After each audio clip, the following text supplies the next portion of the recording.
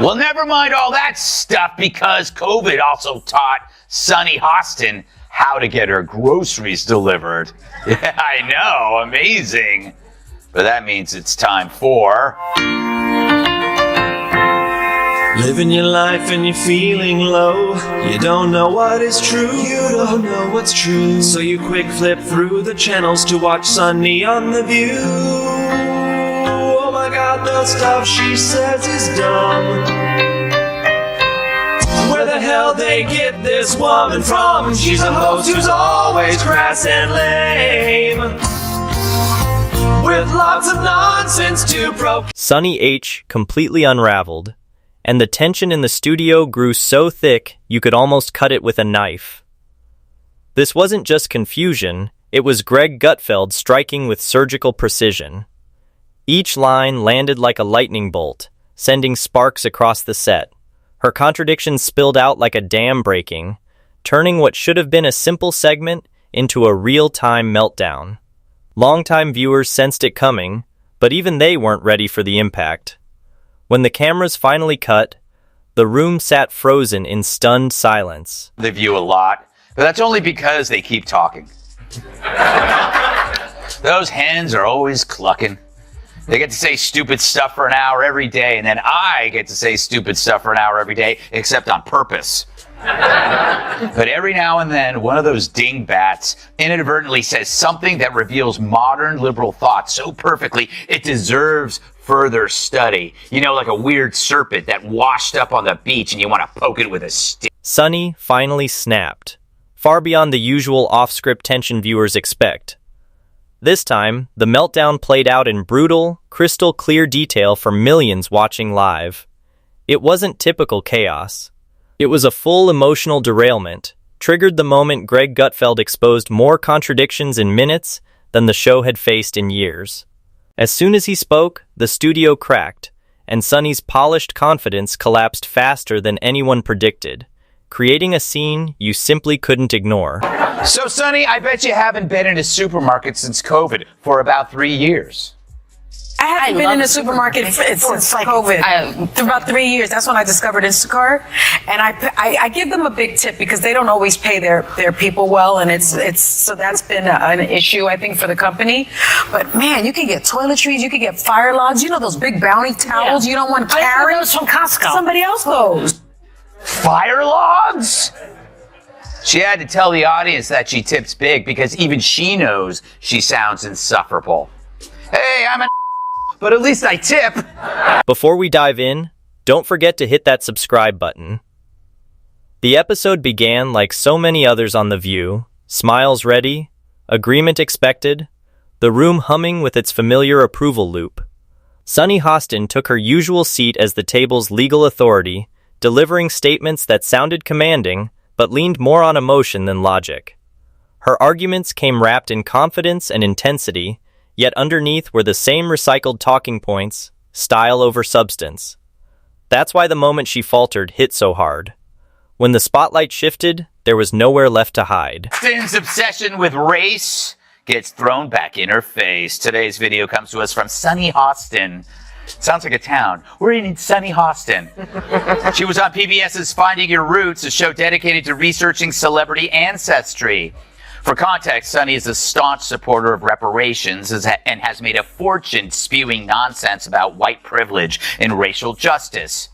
Well, turns out she's not as oppressed as she claims she is. She's actually the descendant of slave owners from Europe. Here's how she took... For anyone unfamiliar with The View, imagine a political comment section brought to life, amplified by studio lights and cushioned by applause. Opinions fly fast, confidence stays high, and real depth rarely survives a second look. Sunny fits right in, playing the steady voice of reason until someone truly challenges her. Then simple counterpoints turn into full drama, and emotion drowns out logic. What should be discussion becomes confrontation. Nuance disappears, and the show's environment, where certainty beats accuracy and volume beats clarity, sets the stage for an inevitable explosion. Oh. I'm a little bit in shock. I just always thought of myself as Puerto Rican, half Puerto Rican. I didn't think I was my family was originally from Spain and slaveholders. Yeah. So how are you feeling, my friend? I think it's actually pretty interesting that my husband and I have shared roots. Yeah. So I do appreciate that. And I think it's great for our children to know this information. I guess it's a fact of life that this is how some people made their living, on the backs of others. Fact of life. Interesting change of tune. For more, we go to our chief Sunny Hostin correspondent for a reaction.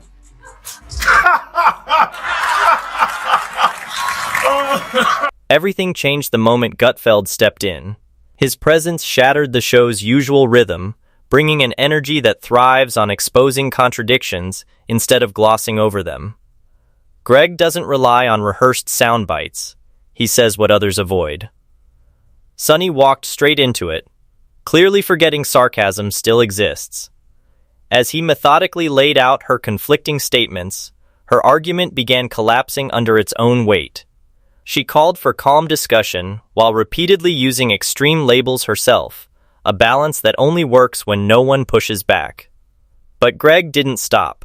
He kept pulling examples with relentless precision, showing how outrage suddenly turns into context whenever her preferred figures are involved. With every point, the pressure built, and long-ignored contradictions became impossible to defend. I'm gonna milk this till the end of time. You're right. Anytime she says something stupid, I'm gonna go, slave owner! Kat, I just watched that. That's the second time I've watched that. She was tipped off beforehand, right? Because they had to tell her before, so she had time to regroup. They wouldn't just surprise. Do you think? No? I don't know. I feel like she could have maybe done better. Okay. Greg Gutfeld laid it all out with calm, relentless precision, showing how Sunny's outrage seems to flip depending on who's speaking. When a conservative challenges her, the fury ignites instantly. But when an ally stumbles on basic principles or twists the Constitution, that same fury vanishes, replaced by excuses and vague justifications. The contrast was crystal clear, and Greg never had to raise his voice. He simply let the pattern speak. Sunny has long demanded accountability from opponents while shielding those she agrees with, a double standard so predictable it borders on comical. She calls for investigations over old statements when it suits her, yet fiercely defends politicians who struggle with basic ethical lines. As Greg methodically exposed it, the segment stopped feeling like a debate and started feeling like a live unmasking. The audience reacted exactly as expected, not because the argument was disproven, but because the exposure was impossible to ignore. I think that women, white women in particular, want to protect this patriarchy here because it's to their benefit. Yeah. They want to make sure that their husbands do well. They want to make sure that their sons do well. They want to make sure that their children do well. And they want to make sure that they do well. Most of the women in some of these studies are married white women, and they do fall in line with what their husbands are doing. People have to wonder, where does Sunny Hostin get her opinions? Yeah. Like you said, it's obviously from her husband. She has to tell her what to say in The View, because without it, she's got no. But in that studio, loyalty often beats logic. Gutfeld could have laid out a full timeline of Sunny's past statements, and the reaction likely would have been the same: dismissal wrapped in moral superiority. Sunny Hostin, who spent years confidently judging millions from her ABC chair, suddenly cracked when someone highlighted how often her own words conflicted. The shift was striking. The woman known for delivering harsh judgments now looked overwhelmed by the same scrutiny she hands out daily. It wasn't subtle. It was emotional whiplash live on air, leaving viewers frozen.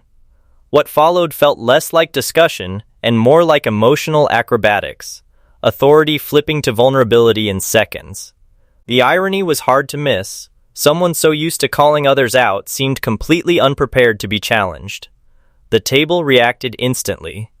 Co-hosts closed ranks, voices softened, and expressions turned protective, as if a simple fact-check had crossed into forbidden territory. Joy Behar gets racism after all. She's been black on Halloween.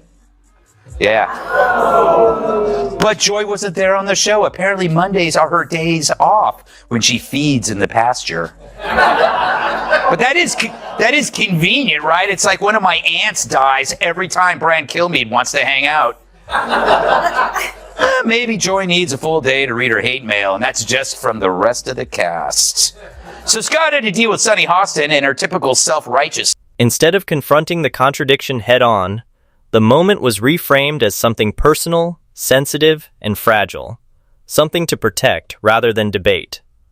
Whoopi Goldberg jumped in, steering the conversation toward feelings and intentions, hinting that facts could bend if emotions ran strong enough.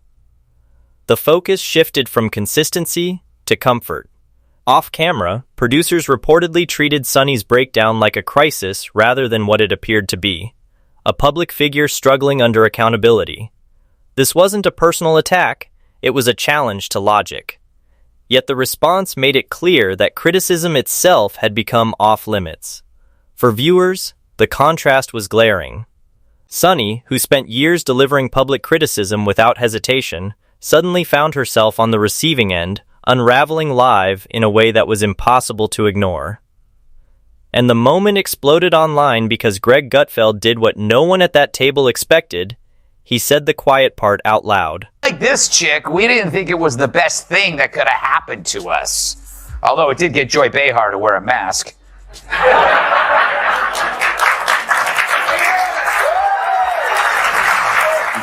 make me sick. It's funny, her being named Joy is like me being named Ugly. He didn't yell. He didn't insult. He simply pointed out what everyone suddenly saw. And Sunny reacted like the truth hit with physical force. The contrast was sharp.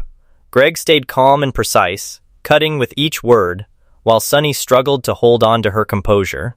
Within minutes, social media lit up. Clips went viral, not because of chaos, but because viewers watched confidence crumble under pressure. Memes followed instantly, some mocking the contradictions, others highlighting how quickly moral certainty fades when tested. Even casual scrollers couldn't look away, pulled in by the irony of someone who constantly lectures about civility losing control when the mirror turned. Greg's dry, sarcastic delivery landed perfectly, exposing the fatigue many viewers feel, tired of recycled outrage and selective principles. Did you watch the whole thing or just the parts that I sent you? I watched it. Obviously, just the parts that you said. Did I watch a whole episode of The View? No woman can do that unless you're stupid. But I have a job. Here's the thing. How can they call themselves progressives when they keep saying that nothing has progressed? Then it's on them. Right. I just wish I could have, would have watched if I could, would have been Joy Behar watching that. Yes. And being like, I totally made the right call.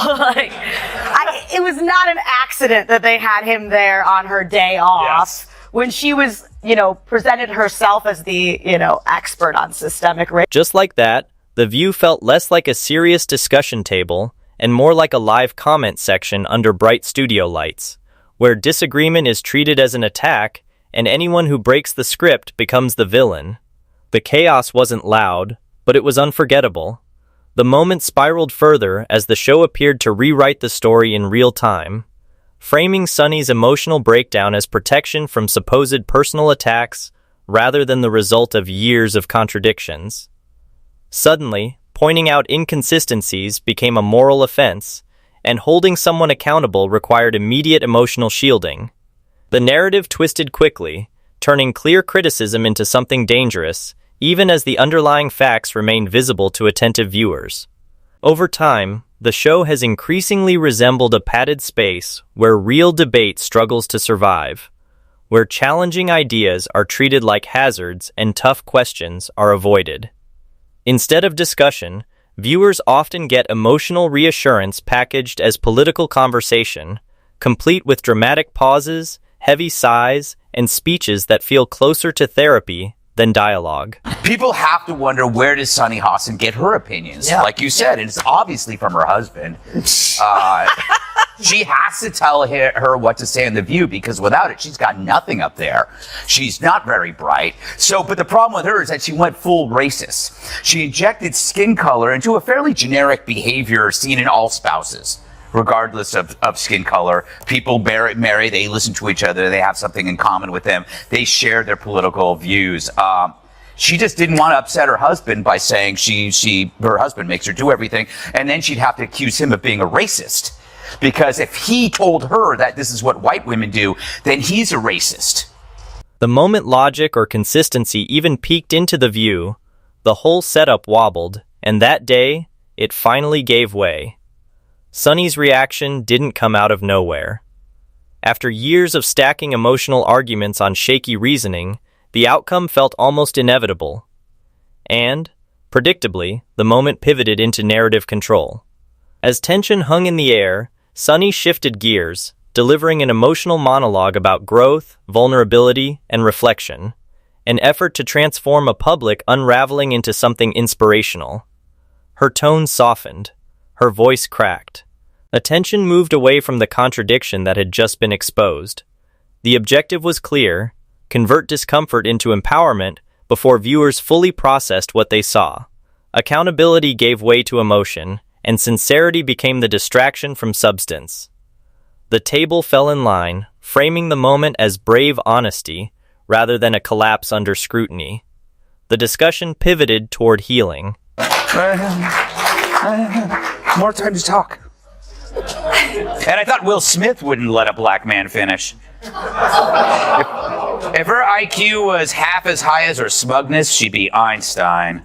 And later it got weird after Whoopi Goldberg asked a question and Sunny chimed in. Real-time damage control. Meanwhile, Gutfeld didn't need to do anything. No interruptions, no escalation, no raised voice. He simply sat back and let the contrast speak. His calm precision amplified everything, underscoring the difference between emotional response and factual response. Sunny's meltdown became a textbook case of what happens when sustained exaggeration collides with basic accountability. For years, she built a public persona on certainty, outrage, and moral confidence. But the moment someone calmly exposed the inconsistencies, that image cracked open on live television. It wasn't just awkward, it felt like a broader exposure of the show's fragile foundation. In a different environment, The View might have treated it as a wake-up call, an opportunity to rethink how disagreement is handled and allow more diverse viewpoints. Instead, the show appeared to double down, surrounding Sunny with reassurance and emotional validation, framing the incident as bravery rather than contradiction. At minimum, the on-air breakdown served as a reminder. Perceived hypocrisy eventually buckles under sustained scrutiny. You can only stretch outrage so far before reality pushes back. This time, it happened in front of millions. What viewers witnessed wasn't just political friction, it was the collision of fragile confidence, amplified certainty, and the immovable wall of consistency. As The View spun its familiar wheel of drama, it landed squarely on public embarrassment, leaving Sunny to face the fallout of a moment that stripped away her polished image in real time. Viewers didn't see a controlled debate. They saw a breakdown triggered by being confronted with her own words.